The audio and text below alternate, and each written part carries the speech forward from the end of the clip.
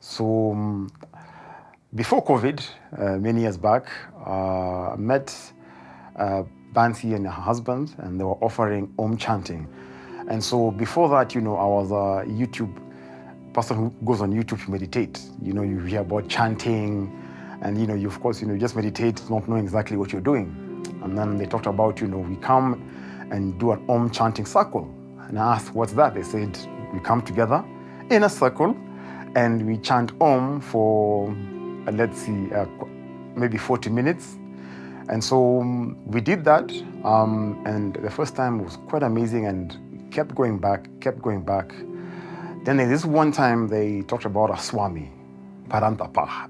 Yes, we just call him Swami P, just for ease of saying it. Swami was coming to visit us, and we're going to do Om chanting, and it's going to be different. And I thought, whatever, man, that's nothing like that, So, and I'll forget the day. Walked into the room, I saw this guy with dreadlocks and tattoos on his face, and I asked myself, is this a reggae party or what? But then after a while, I got to feel the sense of the room. His eyes were sitting in front, his eyes were closed, and it's like he held the room. The room had a certain energy that wasn't there before. And that day, when we did Om chanting, it was so powerful. People were hearing bells, whistles, jet engines. It was out of control. It was amazing. It was actually amazing. So after that, we continued, my family and I, we continued doing the Om chanting. And then came Dashans. I think at that time now, online Dashans were introduced. And one particular experience really stood out. The day we were doing the Dashan, we were in the apartment, and my daughter must have been 3 or 4 years old, super active, super hyper. In fact, she used to go to bed at 9, like 9:30. When kids are already asleep, kids normally were sleeping at 8, 7:30. She goes home to bed at 9:30. And the Dashan was beginning around 6:37. And just before 6, this super active daughter of mine was so calm, like very calm. And the room got a sense of, the energy in the room got warm. Like the room got warm and you could feel the tingling sensation. This is before the Dashan. And then finally, the Dashan happens, Guruji comes on, he scrolls. But when he comes on, he has a presence. I don't know whether it's the eyes, the hair, the aura, everything. I don't know, but it's like there's something. He just fills the entire space, literally. The energy fills everything. So we did the Dashan. It was very powerful. The energy, the peace you feel afterwards. The room was warm. It was just amazing. It was super amazing. And after we finished the Dashan, I looked to my right, and my daughter was fast asleep. And that's the first day she slept from 7 p.m. to 7 a.m. She did 12 hours. I think that was the most, that was shocking. I would say every Darshan is special. I know for sure, like even the last time Guruji was here in Kenya, before the Darshan, you sense there's a different, and the room feels different. There's a certain warmth. And even as you're either lining up, or even if you're online, as you're preparing to have the Darshan and look into the eyes, there's a way your energy, your spirit, your body feels. It's different. It's hard to put words to it. It's an experience that you feel, and it's very personal. And afterwards, when you have the Darshan, there's a sense of peace, calmness, peace and love. It just overwhelms. It comes in, and I guess that's why you keep going back for Darshans. Whenever you can, go for the Darshan. So I would say that each of them, they stick in your memory because they're special. Yeah, I think so, yeah. And then a few years later, there was the Atma Kriya course. And so there had been many courses offered all the time. I saw them, but due to one thing or another, I could not be able to do it. No, Atma, Soul, Kriya, Action, Yoga, Union. How to be one with self.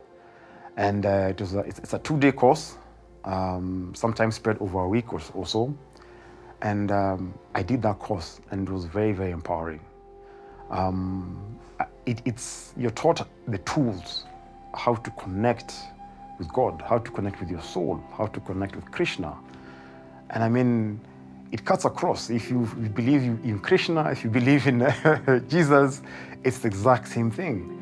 And it combined everything I'd learned about breathing techniques. So I'm also a life coach. And everything we were taught about breathing techniques. You know how to do transformational breath, pranayama breath. But you do Atma Kriya, you learn so much more other than breath. You learn about sound, you learn about intention.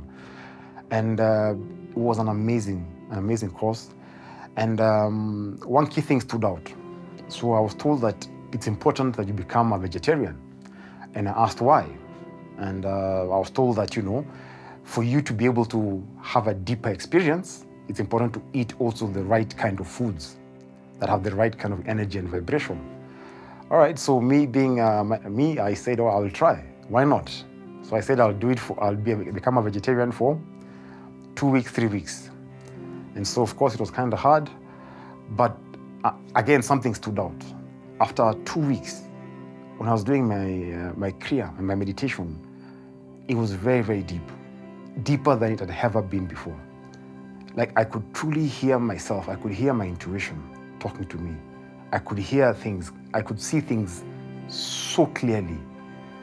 And at that time, everyone asked me, why are you a vegetarian? And I was like, I didn't really say why. But it was because really I saw the value of being able to listen to your soul, listen to your intuition, listening to God. And to compare that with eating a meal, I said, you know what, I'm going to become a vegetarian. And then that's how I became a vegetarian, living in Kenya. People ask you, why are you a vegetarian? Are you broke? Are you poor? And I say, no. So why? And I simply say just for health reasons. I say basically, I like the lifestyle. But if someone truly does ask, I tell them the truth. That, it's because I truly do want to connect with God daily. And if what I consume will affect how I connect to God, then why eat it?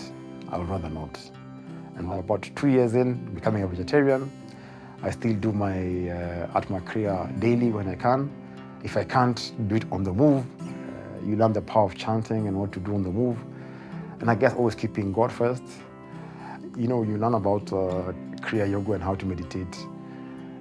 It's how you start and end your day. And how you start and end your day matters a lot.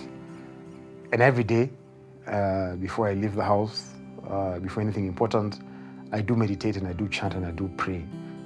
And it makes the world of difference. I would say the world has all these things happening, but when you have these tools and also the community, you're very grounded and you're very calm. You have the community whereby, if you have a problem, you can talk to someone about it. But also, you can meditate upon Guruji and chant what he's told you, chant the chants that you've been taught. And all this just ground you and keep you very calm. And whatever happens out in the outside world in your day, you're always fine. It comes and goes. But you stay calm, cool, and collected. And that is powerful. Whatever comes, it's okay. Let it come, let it go. And I think also, I think they said, I now forget what someone said once in the Bhakti Marga videos, whereby, you might go through everything in life, but when you meditate and you chant to Guruji, you can also get the grace to just go through what you have to go through. So again, not everything will be rosy. You go through tough times, but when you have the grace to go through whatever it is, that's a blessing. Yeah.